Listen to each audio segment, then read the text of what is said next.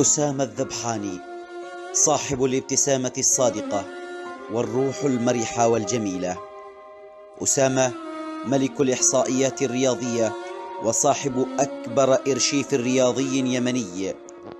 أسامة الإعلامي الشامل القريب من القلب قبل العين. ها هو اليوم يترجل من على عرش وبلاط صاحبة الجلالة، وقد زرع في قلوبنا الكثير من الألم. رحل لترحل معه ذكريات الدوري اليمني ومحطات أبرز الهدافين وسجلات الباحثين عن الحقيقة. توقف قلب أسامة عن الخفقان ليزرع في أعيننا دموعا ستجري على أنهار من الألم والشوق. أسامة الذبحاني يرحل إلى جوار ربه، وهذه والدته التي أبت إلا أن تضع قبلتها الأخيرة على جبينه، مستسلمة وراضية لأمر الله وداعية له بالرحمة والمغفرة. رحل أسامة وبقي إرشيفه شاهدا له، تتوارثه الأجيال القادمة جيلا بعد آخر.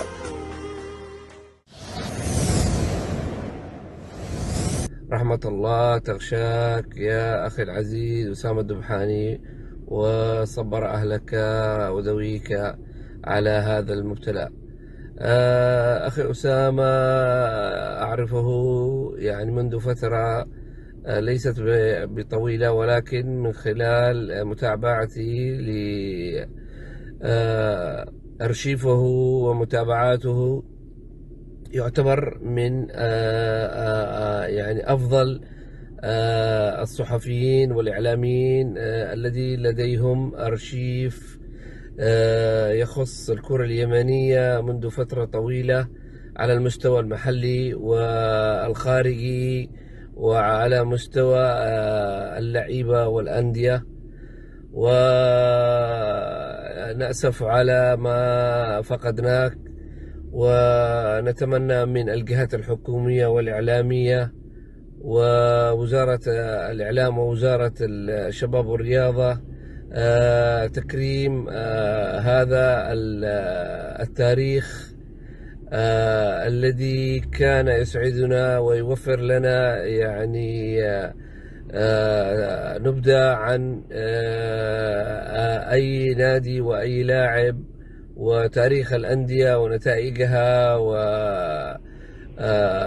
يعني على مستوى المحلي والخارجي.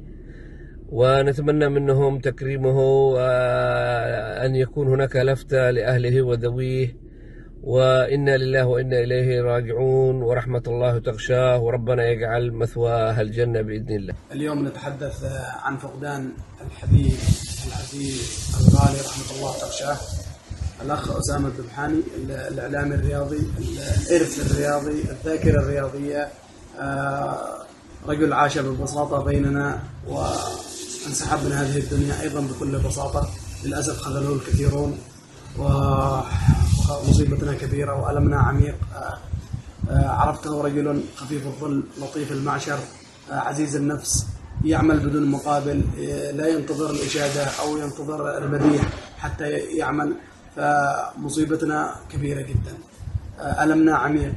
نتمنى من الناس أو القائمين على الرياضة أن يبحثوا عن كل الملفات التي كانت بحوزة العزيز المرحوم أسامة الذبحاني، حتى تكون لنا ذخيرة جيدة جدا في تاريخ كرة القدم.